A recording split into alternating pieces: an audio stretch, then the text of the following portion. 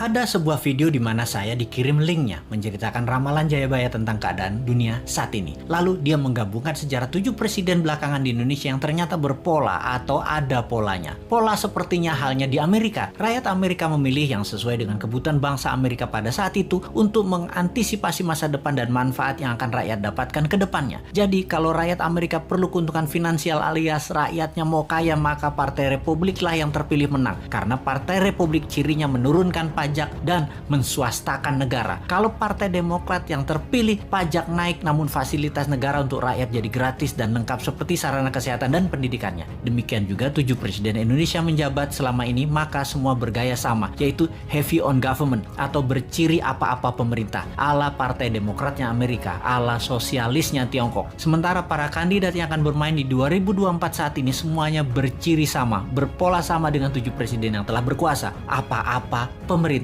Hanya Bosman Sontoloyo yang punya konsep heavy on swasta atau menswastakan kegiatan membangun ekonomi terbesarnya dan menurunkan pajak konsepnya seperti Partai Republiknya Amerika. Untuk hal ini memang kembali ke masyarakat karena konsep menswastakan pemerintah belum pernah terjadi sebelumnya, atau mengikuti swasta terutama UKM dalam porsi besar lebih dari 80% ekonomi belum pernah terjadi sebelumnya dalam 7 pemerintahan yang telah berjalan. Selama ini memang tenaga kerja 96% diserap UKM, namun ekonomi UKM hanya 40% saja dari porsi ekonomi nasional. Sisanya adalah anggaran pemerintah dan oligarki. Sudah 7 presiden polanya ya seperti ini. Belum pernah UKM naik kekuatannya menjadi menguasai ekonomi ke 80% atau naik 100% dari sekarang, atau 2 kali lipat kekuatan ekonomi saat ini yang bisa membuat GDP per kapita naik dari $4.000 menjadi $8.000 dalam sekejap. Sungguh, kalau mau UKM menang, juga pajak turun. Ya tidak pakai siapapun yang mencalonkan di 2024 yang saat ini ada di etalase calon presiden. Tapi entah bagaimana,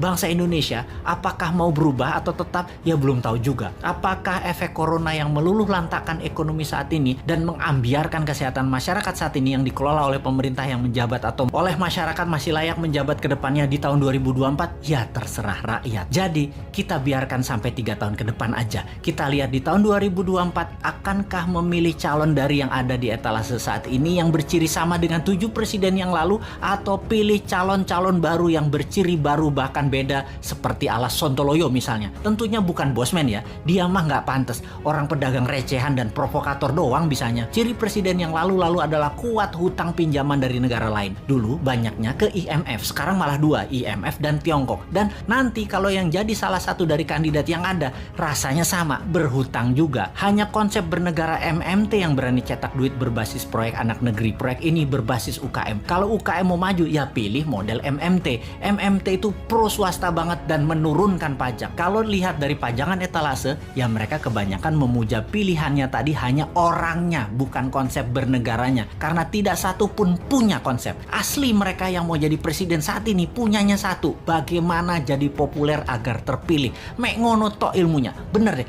bagaimana supaya Anda memilih mereka? Citra aja dibenerin, bukan konsep yang mereka jual. Kalau Bosman, citranya kan kampungan, provokator, komentarnya norak, kulitnya hitam. Jadi karena karakternya nggak bisa dijual, maka dia jual konsep. Itu pun norak. Mainstream ya tetap maunya ngutang asing. Yang anti hutang asing kecil banget, yang mendukung UKM malah nggak ada. Akhirnya UKM-nya senang ngutang juga kalau cari duit. Kapan berubahnya bangsa ini? Begitu kuat doktrin minjem itu di kepala semua pejabat sampai UKM-nya pun tidak ada alternatif lain. Kembali ke video yang linknya saya dapat dan saya nonton, ternyata Satrio Piningit atau kesatria yang dipingit itu keluar ketika ada goro-goro atau malapetaka dahsyat menghancurkan negara dan dunia. Saat ini virus corona dianggap goro-goro. Lalu ketika goro-goro terjadi, ada kesatria yang suaranya saja muncul, wajahnya dan penampilannya dipingit tidak muncul, yaitu Bosman. Jadi kesatria yang dipingit tadi adalah kesatria yang terus-menerus memberikan arahan, solusi, dan sosoknya dipingit, diumpetin, yang penting pesannya tercapai. Lalu pola kepemimpinan nasional yang lengkap menjabat. Pak Karno itu Majapahit atau Jawa Timuran, Pak Harto itu Jawa Tengah atau Mataraman, Pak SBY itu Majapahit, Pak Jokowi itu Mataraman, dan Bosman itu Jawa Timuran Majapahit. Begitu pola penggantinya seharusnya. Abis Mataram ya Majapahit. Dan sekali lagi sahabat, kedua informasi terakhir itu lebih ngaco lagi sahabat dari MMT-nya Bosman dan pro swastanya Bosman. Wis, sekarang kita semua sing sehat, selamat, tinggikan imunitas dengan banyak guyon-guyon segar. Jangan urusi Bosman. Bosman memang jancuk.